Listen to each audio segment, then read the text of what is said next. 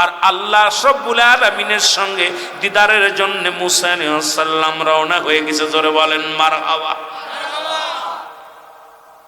লোকটা দেখে বলে, আল্লাহর নবী মুসা, নিশ্চিত আপনি যান মাওলার দরবারে, মাওলার দরবারে যান। বলে, হ্যাঁ আমি আল্লাহর দরবারে যাই, আল্লাহর সঙ্গে কথা হবে।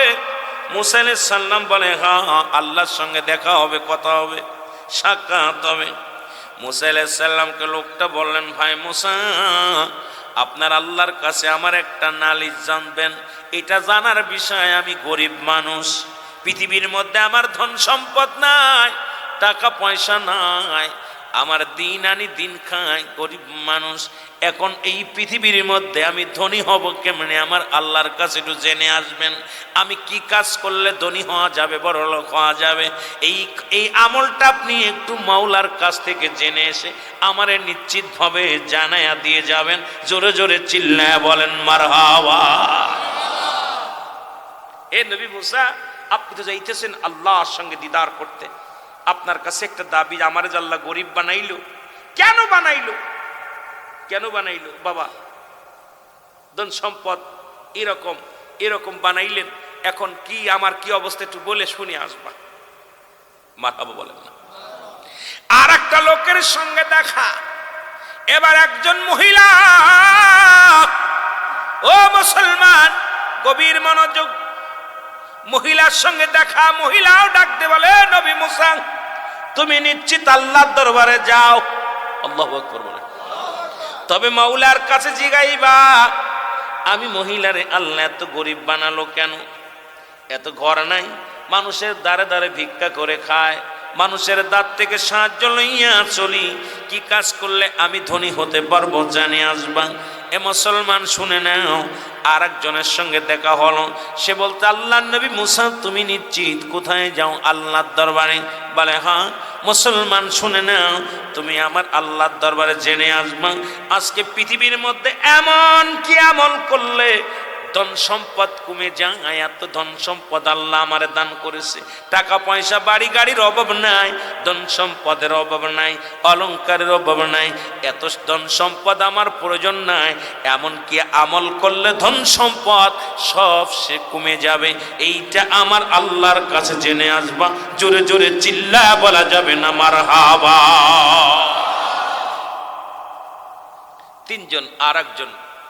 তিনজন ব্যক্তির কথা বলছে, কিন্তু আর একজনের কথা, দুই পুরুষ একজন মহিলা। আর একজন মানুষ, তার হাত নাই পা নাই, হাত নাই পা নাই, চক্ষু নাই, রাস্তা দিয়ে গোড়ায় গোড়ায় হেঁটে ভিক্ষা করে গো। আল্লাহর নবী মুসা আলাইহিস সালাম তুর পাহাড়ে যায় আল্লাহর সঙ্গে দেখা করার জন্য, কথা বলার জন্য। খরমের পায়ের শব্দ শুনিয়া বলে, নিশ্চিত মুসা আলাইহিস সালাম যায় পথ দিয়ে। দেখতে বলে, আসসালামু আলাইকুম ভাই মুসা। ওয়ালাইকুম আসসালাম। নিশ্চিত আপনি মুসা? বলে, হ্যাঁ আমি মুসা। নিশ্চিত আপনি যাইতেছেন মাওলার সঙ্গে দিদার করতে, আল্লাহর কাছে দিদার করতে যাচ্ছেন? বলে, হ্যাঁ।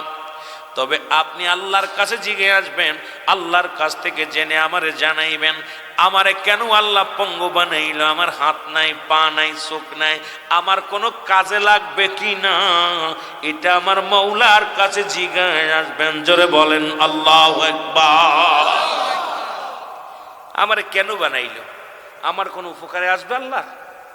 যদি কোনো কাজে না লাগবে, আমারে কেন বানাইলো? মুসা আলাইহিস সালাম দেখা করছে আল্লাহর সঙ্গে, দেখা কথাবার্তা শেষ। বলে, আল্লাহ এই কটা লোকের জবাব আমি চাই, লোকটা আমার কাছে জবাব চেয়েছে, জবাবটা দিয়ে দাও। আল্লাহ পাক জবাব দিলেন, মুসা চলে যাও।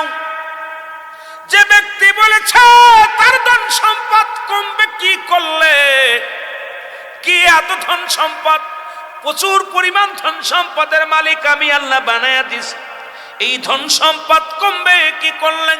তাকে বলবা, আজ থেকে যেন আমার শুকরিয়া আদায় না করে, যত কাজ করবে কোনো জায়গা যেন আমার শুকরিয়া আদায় না করে, নাফরমানি করবে না, শুকরিয়া আদায় করলেই তার ধন সম্পদ কমে যাবে। আল্লাহু আকবার বলেন। আমরা কথায় কথায় বলি আলহামদুলিল্লাহ, বলি কি বলি না? তাকে বলবা সে যেন আমার শুকরিয়া আদায় না করে, দেখবা তার ধন সম্পদ কমে যাবে। আল্লাহু আকবার বলেন না। আর দ্বিতীয় জন বলছে এবার মহিলারে যা বলবা তার ধন সম্পদ কেমনে বাড়বে, গরিব মানুষ, তাকে কি বলবা? বলবা সেজন্য বেশি বেশি শুকরিয়া আদায় করে আমি আল্লাহর দরবারে। জোরে জোরে চিল্লায় বলেন মারহাবা। আর যে ব্যক্তির হাত নাই পা নাই, অসাল ব্যক্তির যা বলবা তার দুনিয়ার মধ্যে আমি পাঠাইছি, তারে বানাইছি, জাহান্নামের মধ্যে কিছু ছিদ্রা থাকবে, সেই ছিদ্রাগুলো বন্ধ করার জন্য জোরে বলো আল্লাহ। কানাডা ল্যাংডাডা যেটার হাত নাই পা নাই, ওইটারে দিয়ে আমি জাহান্নামের মধ্যে যে ছোট ছোট ছিদ্রা আছে এগুলো আমি বন্ধ করব। যাও। মুসা আলাইহিস সালাম চলে আসতেছে, দৌড়ে আসলেন, ওই চলে আসলেন ধনী ব্যক্তির কাছে। ধনী ব্যক্তির সাথে দেখা, সালাম দা, আসসালামু আলাইকুম। হে নবী মুসা, খবর কি? আমার খবর কি শুনে আনছো? বলছে হ্যাঁ আনছি। বলে কি করলে আমার ধন সম্পদ কমবে? বলে তুমি আজ থেকে আল্লাহ শুকরিয়া আদায় করবে না, যে কোনো কাজ করবা শুকরিয়া আদায় করবে না। লোকটা একটা চিৎকার মেরে বলে মুসা তুমি কি শুনাইলা? যে মওলা আমাকে এত সুন্দর সম্পদের মালিক বানায় দিছে গো, টাকা পয়সা ধন সম্পদের মালিক বানাইছে, আমি কেমনে তার নাফরমানি করি? আমি আল্লাহর শুকরিয়া আদায় না করে থাকতে পারবো না। আমি আল্লাহর দরবারে উচ্চ কণ্ঠে আওয়াজ দিয়ে বলে নবী মুসা গো, আমি বেশি বেশি করে শুকরিয়া আদায় করি। জোরে বলেন আলহামদুলিল্লাহ। জোরে জোরে চিল্লায় বলেন মারহাবা। আমি শুকরিয়া আদায় না করে কেমনে থাকবো?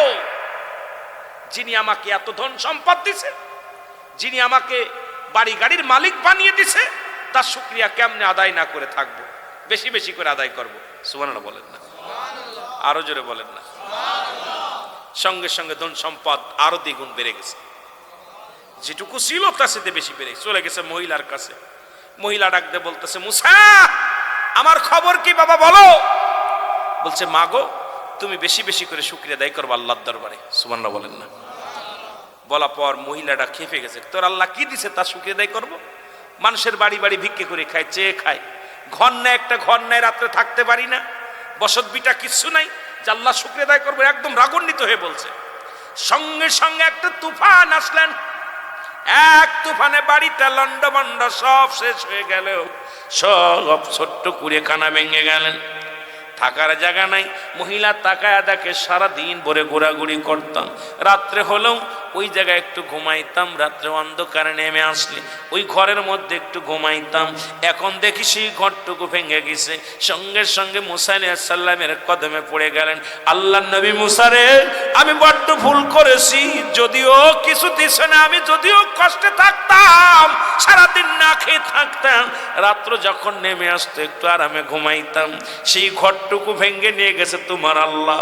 আসলে আমি ভুল করেছি, আমি শুকরিয়া আদায় করি, আমার ভুল স্বীকার করছি, তওবা করতেছি, আমি আর নাফরমানি করব না, শুকরিয়া আদায় করব। সঙ্গে সঙ্গে আল্লাহ রাব্বুল আলামিন বলে মুসা রে, ওই মহিলার সম্পদের মধ্যে আমি বরকত দান করে দিলাম। আর একটু জোরে বলেন না। যেভাবে তাকেন শুকরিয়া আদায় করে। এবার চলে গেলেন ওই অন্ধের কাছে, যার পা নাই হাত নাই, অন্ধ।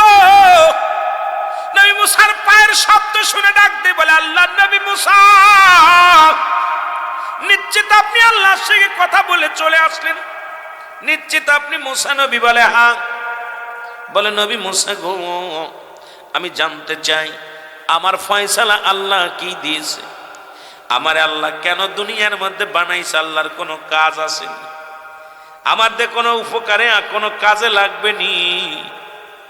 বলে শুনছনি, তুমি যদি আমার কথা শোনো বড় কষ্ট পাবো। বলে কি বলো? বলে আমার আল্লাহ বলছে জাহান্নামের মধ্যে কিছু ছিদ্রা থাকবে, কিছু ফোঁটা থাকবে, এইগুলো তোমার দিয়া বন্ধ করবে। সঙ্গে সঙ্গে পাগলা শুকরিয়া আদায় করে, আলহামদুলিল্লাহ আমার আল্লাহ, তুমি যদিও আমারে বানাইলা কানা, আমারে খুড়া ল্যাংড়া বানাইলা, তবু যে আমার একটা কাজ কাজে লাগাইবা, ওই জাহান্নামের ছিদ্রাগুলো বন্ধ করবা। আমি তোমার শুকরিয়া আদায় করি 1000 বার। জোরে জোরে বলো আলহামদুলিল্লাহ। খুড়া আনন্দময় কয়েছে, আল্লাহ মুসারে আমি খুশি হয়েছি, অনেক চিন্তায় ছিলাম যে আমার তো অসাল মানুষ, পা নাই, হাত নাই, চোখ নাই, আমারে কেন বানাইলো? আমার কি কোনো কাজে লাগবে আল্লাহর? আমারে কেন বানাইছে? খালি খালি অকর্ম বানাই থুয়ে দিছে। বড় পেরেশানিত আছি। কিন্তু এখন যেহেতু শুনতে পেরেছি আমার আল্লাহ তাআলা জাহান্নামের ছিদ্রা বন্ধ করবে, আমি অত্যন্ত খুশি হয়েছি যে আমার একটা কাজে লাগবে। সুবহানাল্লাহ বলেন না? আমার আল্লাহ ডাক দে বলে, মুসা রে, জানা দে, জানা দে, আমি আল্লাহর শুকরিয়া আদায় করার সঙ্গে সঙ্গে আমি আল্লাহ অত্যন্ত খুশি হয়ে গেছি। ওই ল্যাংড়া কানাডার জন্য আমার জান্নাতের দরজাগুলো খুলে দিছি, একটা নয়, দুটি নয়। উইদ্দাতুল মুমিনিন, ওই মুমিনদের জন্য প্রস্তুতি করা আছে 8টা জান্নাত। এই 8টা দরজায় ওদের জন্য খুলে দিলাম। জোরে জোরে চিল্লায় বলা যাবে না মারহাবা? আল্লাহর সঙ্গে না একটু জ্বর হইলে কয় আল্লাহ আর আমার দেখে নাই, খালি আমারে অসুস্থ দিল। বিপদে পড়ে গেলেই না শুকরিয়া আদায় করে। একটা জেলে হয়তো আপনি একটা মামলায় বলেন, আল্লাহকে আর লোক দেখে না, আমার দিল। যে অবস্থা থাকেন না কেন, আল্লাহ শুকরিয়া আদায় করার দরকার আছে কিনা? জোরে বলেন, আছে কিনা? এই জন্য যখনই আপনার হাত নাই, পা নাই, যে হালাতে আপনি যেভাবে আল্লাহ আপনাকে বানাইছে সেইভাবে আপনি শুকরিয়া আদায় করবেন। কারণ আল্লাহ আপনাকে যেভাবে বানাইছে এরা অন্য কোনো প্রাণীকে বানায় নাই। আসমান বানাইছে আল্লাহ কুন আর ফায়াকুন বলে, জমিন বানাইছে আল্লাহ কুন আর ফায়াকুন বলে।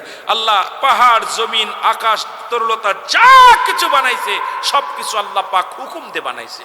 আর বান্দারে বানাইছে আল্লাহ তার কুদরতি হাত দিয়ে। জোরে বলেন মারহাবা। আর একটু জোরে বলেন না। আল্লাহ বলে, বান্দারে এই জমিনটা আমি বানাইছি কিসের? হুকুম দিছি, হয়ে গেছে। মাটি বানাইছি, হুকুম দিছি, হয়ে গেছে। এমনকি আমার পার্সোনাল যে ফেরেশতাগুলো থাকে, ফেরেশতা, এদেরকে আল্লাহ আমি হুকুম দিয়ে বানাইছি। কিন্তু একমাত্র মানব জাতিকে তোরে বানাইছি আমি আমার কুদরতি হাত দিয়ে। জোরে বলেন না সুবহান। আর একটু জোরে বলেন না। একটু আগে আমার ভাই আগের বক্তা বলে গেছেন যে ওই যে আলাস্তু বিরাব্বিকুম বলছে, আমি কি তোমাদের রব?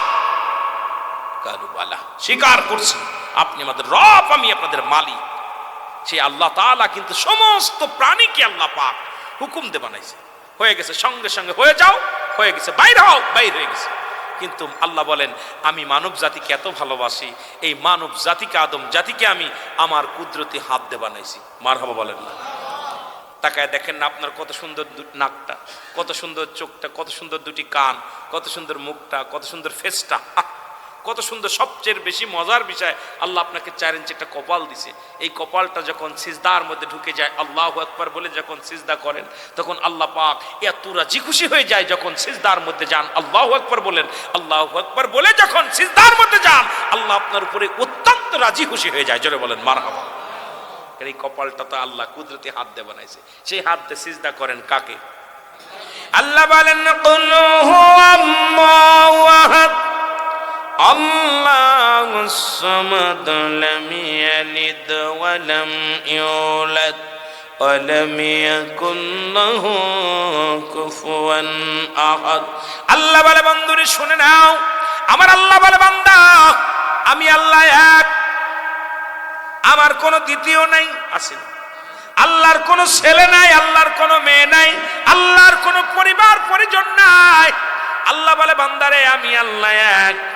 এই আসমান জমিনের মধ্যে শুনে নাও, শুনে নাও, আজকে যারা দেবতার পূজা করি, যারা মন্দিরে যে মাথা ঠুকায় মরি, যারা চন্দ্রের কাছে সাহায্য চায়, যারা মাজারে যায় সাহায্য চায়, এক কথায় ভালো করে শুনে নাও, এই দুনিয়ার মধ্যে আল্লাহ ব্যতীত অন্যরে যিনি ইলা বানান, যিনি শরীক বানান আল্লাহর সঙ্গে, আল্লাহ কয় বান্দারে এই পৃথিবীর মধ্যে আমি কারো জন্ম দিই নাই, কারো থেকে জন্ম নিই নাই। সুতরাং আল্লাহ তো কোনো জন্ম, কারো ছেলে নাই, মেয়ে নাই। পৃথিবীর মধ্যে আমার আল্লাহ এক, আসমান জমিনের মধ্যে আল্লাহর সমতুল্য, আল্লাহর সমকক্ষ আসমান জমিনের মধ্যে আর দ্বিতীয় কেউ নাই, কেউ নাই। জোরে বলেন ঠিক কি না? স্রষ্টার কোনো মরণ নাই, সৃষ্টির মৃত্যু আছে, ঠিক কি না? সৃষ্টির মৃত্যু আছে। পৃথিবীতে যা কিছু আছে সব কিছু যেদিন শেষ হয়ে যাবে। ও মুসলমান, দিলের কান্ডা লাগা শুনবেন গো বাবা, এটা বলতেছিলাম, 1 নাম্বার মরণ, 2 নাম্বার হলো কবর, 3 নাম্বার কিয়ামতের ময়দান, যেদিন সব কিছু শেষ হয়ে যাবে, যেদিন কিচ্ছু থাকবে না, থাকবে শুধু 4 জন ফেরেশতা বাজান, আজরাইল, মিকাইল, ইসরাফিল আর হলো জিব্রাইল। জোরে বলেন ঠিক কিনা? আর থাকবে আমার আল্লাহ। আল্লাহ বলবে, আজরাইল রে, সব কিছু শেষ হয়ে গেল, এখন বাকি আছে কে? বলে আল্লাহ, আপনি আছেন বাকি।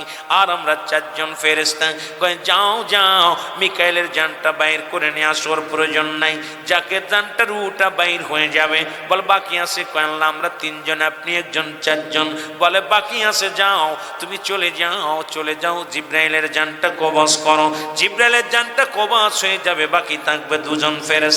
একজন হলো মুসলমান আজরাইল, আর একজনের নাম হলো ইসরাফিল আলাইহিস সালাম। যাও যাও, ইসরাফিলের জানটা কবজ করো গো, নিয়ে আসো। কিন্তু সিংহাটা যেন না পড়ে। ইসরাফিলের পায়ের করে ভালো করে খাড়া করে রাখবি, এটা যদি পড়ে না যেন, যেহেতু তুমি শেষ না হওয়া পর্যন্ত এই দুনিয়া চূর্ণ বিচ্ছিন্ন যখন হয়ে গেছে, শেষ হবে না, দেরি আছে। যখন রুহটা বাইর হয়ে যাবে, থাকবে তখন আজরাইল, আর থাকবে আমার আল্লাহ। আল্লাহ বলবে, আজরাইল আর কে আছে? কয় আমি আর আপনি। আল্লাহু আকবার। কিচ্ছু থাকবে না। কুল্লু মান আলাইহা, সব শেষ করে দিবে কে? আর একটু জোরে বলো, কে? জমিনের মধ্যে 3 ভাগ পানি, 1 ভাগ মাটি। ও দাদু ভাইরা, এই মাটিগুলো পুড়ে হয়ে যাবে তামা। মাটিগুলো পুড়ে হবে কি? তামা হয়ে যাবে মাটিগুলো পুড়ে। পৃথিবীর মধ্যে যত পানি আছে, পানিগুলো পুড়ে হয়ে যাবে ছাই। যেদিন কিচ্ছু বলতে কিচ্ছু থাকবে না, সেদিন থাকবে শুধু আমার আল্লাহ। কে থাকবে? কে? আল্লাহ বলে, বান্দারে, সেদিন থাকবো আমি, থাকবো আমার নবীর ভালোবাসা নিয়ে। ওমা আরসালনাকা ইল্লা রাহমাতাল লিল আলামিন। জোরে জোরে চিল্লা বলা যাবে না মারহাবা। রব্বুল আলামিন আর রাহমাতাল লিল আলামিন। আল্লাহ থাকবে রাহমাতাল লিল আলামিনের ভালোবাসা নিয়ে। জোরে বলেন মারহাবা। আরো জোরে। আল্লাহ বলবে, আজরাইল,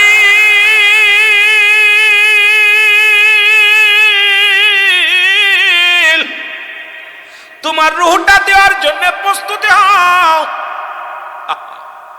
আজরাইল বলবে, আল্লাহ এটা কেমনে সম্ভব? হ্যাঁ সম্ভব।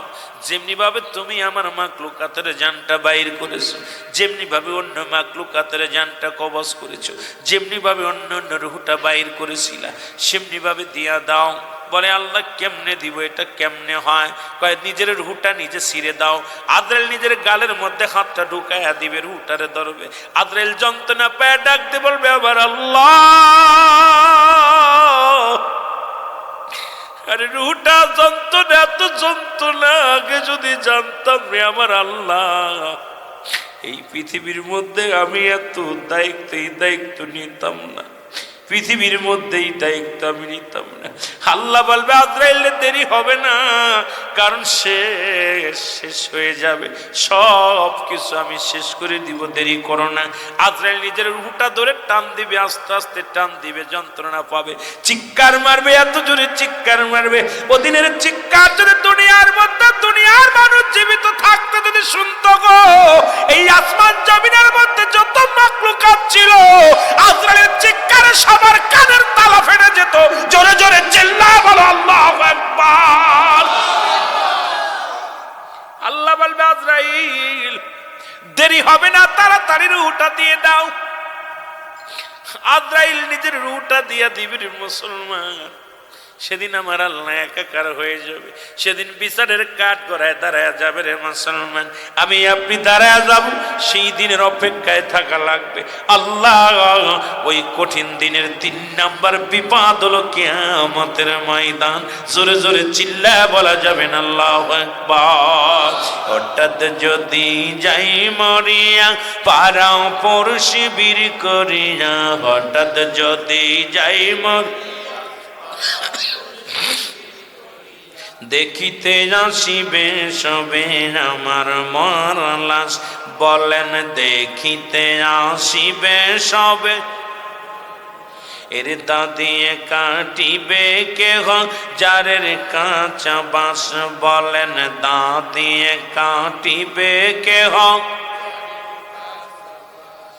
গরম পানি মশারি তলে কাপড় খুলিয়া, সেজ বিদায়ের গোসল দিবে ডলিয়া ডলিয়া, তিন টুকরা সাদা কাপড় অন্যরকম শ্বাস, তিন টুকরা সাদা কাপড় সাজ দিয়ে কাটিবে কেহ যারের কাঁচা বাঁশ, বলেন হঠাৎ যদি যাই মরিয়া পারা পড়শি ভিড় করিয়া, হঠাৎ যদি যাই মরিয়া দেখিতে আসিবে সবে আমার। এ মুসলমান,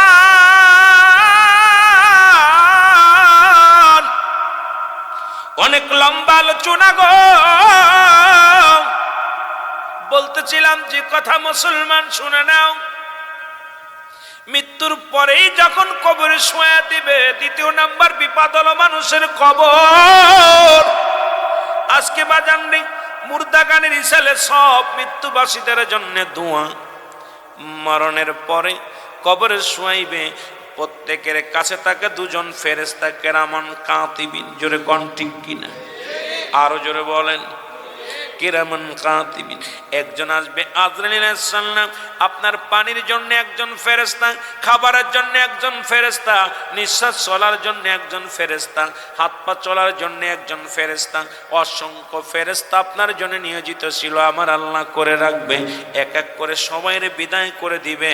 পানির ফেরেশতা আল্লাহ নিয়ে যাবে, পানি খাওয়া বন্ধ হয়ে যাবে, রিজিকের দরজা বন্ধ করে দিবে, রিজিকের ফেরেশতা চলে যাবে। মুসলমান এইরকম দুনিয়ার মধ্যে কথা বলার জন্য একজন ফেরেশতা ছিল, সেও চলে যাবে আপনার থেকে। কানে শোনার জন্য একজন ফেরেশতা ছিল, সেও চলে যাবে আপনার থেকে। মুসলমান দৃষ্টিশক্তি হারিয়ে ফেলবেন। সর্বশেষ যখন আজরাইল সাল্লাম চলে আসবে আপনার কাছে, মুসলমান রুহটা বাইর হয়ে যাবে, তখন আপনি দুনিয়ার মধ্যে হয়ে যাবেন মরার লাশ। তখন হয়ে যাবেন কি? কারণ মানব জীবনের অমূল্য সম্পদের নাম ঈমান, আর ব্যক্তির জীবনের অমূল্য সম্পদের নাম হলো রূহ। রূহবিহীন যেমন বডির কোনো মূল্য নাই, এই বডির মধ্যে এক নাম্বার মূল্য হলো আপনার রূহ। কেন? আপনার একটা হাত নাই, পা নাই, চোখ নাই, রূহ আছে, বডিটার দাম আছে, দেখতে শুনতে ভালো, রূহটা নাই, এই বডির কোনো মূল্য নাই। কথা কোন আছে? কথা কোন আছে? দেখা যায় অনেকের বাবা মা 20 বছর 50 বছর পড়ে আছে বিছনায়, 10 বছর পড়ে আছে বিছনায়, কিন্তু তারে কবরে দেয় নাই, ওই কবরে শোয়াই নাই, কিন্তু দেখতে শুনতে অনেক ভালো যুবক, 18 বছরে 20 বছরের যুবক মুসলমান, দেখা যায় রূহটা নাই, সঙ্গে সঙ্গে তার আর মূল্য নাই, তারে বিদায় করে দেয়। এই দুনিয়া নিষ্ঠুর পৃথিবী। ওই ঘর 3 তলা থেকে নিচেই নামাবে রে, ঘরে একটু জায়গা হবে না, বারান্দায় একটু জায়গা হবে না, উঠানে একটু জায়গা হবে না, ছেলেমেয়েরা সবাই কাঁদবে, চোখের পানি ছেড়ে কাঁদবার বিদায়ের জন্য ব্যস্ত হয়ে যাবে। সবাই বলবে বিদায় করো, বিদায় করো, কেউ বলবে রাখবে না। মসজিদ ইমাম সাহেব বলবে তাড়াতাড়ি বিদায় করো, মৌলানা সাহেব এসে বলবে বিদায় করো, মুয়াজ্জিম সাহেব এসে কয় বিদায় করো, মাতবার সাহেব এসে কয় বিদায় করো, সবাই কয় বিদায় করো, কেউ রাখার কথা বলে না, কেউ রাখার কথা বলে না। সবাই যখন বিদায় করে দিবে, দাদু ভাইয়েরা আমার, এই গোসল করাইয়া চির বিদায় যখন করে দিবে আপনারে আমার, এই কবরে শোয়ানোর সঙ্গে সঙ্গে একজন ফেরেশতা চলে আসবে, তার নাম আমরা সবাই জানি। নামটা কি? কবরে শোয়ানোর সঙ্গে সঙ্গে একজন ফেরেশতা আসবে, নামটা জানা আছে নি? নাম হলো নুমান ফেরেশতা। আল্লাহু আকবার বলো। ফেরেশতার নাম কি? নুমান ফেরেশতা। আমরা জানি কবরে শোয়ানো পর পর মনকার নেকির আসবে, না বাজান না, মনকার নেকির আইতো না। মনকার নেকির আগে আসবে নোমান ফেরেশতা, এসে আপনাকে ডাক দিয়ে উঠাবে, ওঠো। ডাক দুটাইবে, মোল্লা সাহেব, আব্দুল সত্তার, আব্দুল হাই সাহেব ওঠো। সঙ্গে সঙ্গে উঠে যাবে। উঠা পর বলবে, রুহুটা দিয়া বলবে, দুনিয়ার মধ্যে তোমাকে রুহু দিয়েছিলেন আমার আল্লাহ, আজরাইল আলাইহিস সালাম জানটা বাইর করেছে, আমি তোমার জানটা রুহটা ফিরিয়ে দিলাম। কিয়ামত পর্যন্ত তোমার মরণ হবে না, কিয়ামত পর্যন্ত তোমার মরণ হবে না। আমার দাদু ভাইয়েরা দিলের কান্ডা লাগা শুনে নাও গো। এবার ডাকতে পার মুনমান, এইবার বাজান নুমান ফেরেশতার হাতের মধ্যে থাকবে দু টুকরা কাগজ, দু টুকরা কাগজ। একটার মধ্যে থাকবে নেক আমল, আর একটার মধ্যে থাকবে বদ আমল। দুইটা কাগজ নিয়ে হাজির হয়ে যাবে। এবার ডাক দিয়ে বল, বান্দা এই নাও, এই কাগজটা নাও। হাতের মধ্যে নিবে, দেখবে 80 বছরের জিন্দেগি কত রাকাত নামাজ পড়েছো, কত ওয়াক্ত নামাজ কাজা গেছে, কত জায়গা ভালো কর্ম করেছো, কত জায়গা মাহফিলে বসেছো, কোন জায়গা দান ধ্যান করেছো, মসজিদ মাদ্রাসার জন্য পাগল ছিলে, মুসলমান দুনিয়া উলামা একরামের জন্য পাগল ছিল, দুনিয়ার মধ্যে ভালো কর্ম করেছো। সঙ্গে সঙ্গে ফেরেশতা বলবে, লিখে দাও, লিখে দাও। যার যার আমল নামা তার লেখা লাগবে। আপনারা শুনেছেন কেরামন কাতিবিন দুজন ফেরেশতা কাদের মধ্যে থাকে?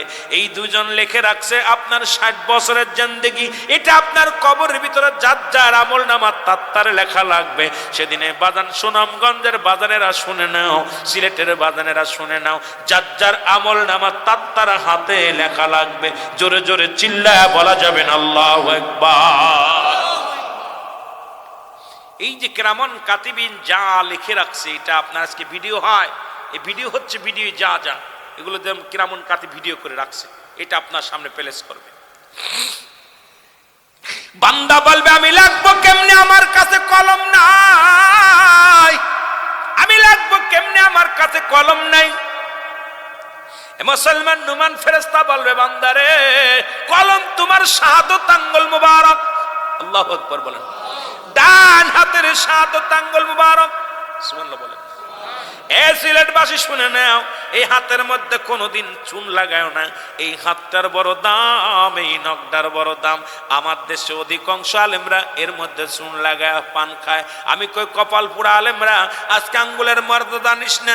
যে হাতের আঙ্গুলের ইশারায় নবীজি চন্দ্র দ্বিখণ্ডিত করেছিল, যে চন্দ্রটা দ্বিখণ্ডিত করলো আল্লাহ নবী শাহাদত আঙ্গুলের ইশারায়, এই হাতের আঙ্গুলের দিয়ে কিয়ামতের ময়দানে কবরের ভিতরে তোর আঙ্গুল হবে কলম। সেই কলমের মধ্যে চুন লাগাবি না, চুন লাগাবি না, সম্মান কর। আমার দেশের অনেক বড় বক্তারাও চুন লাগায় পান খায়।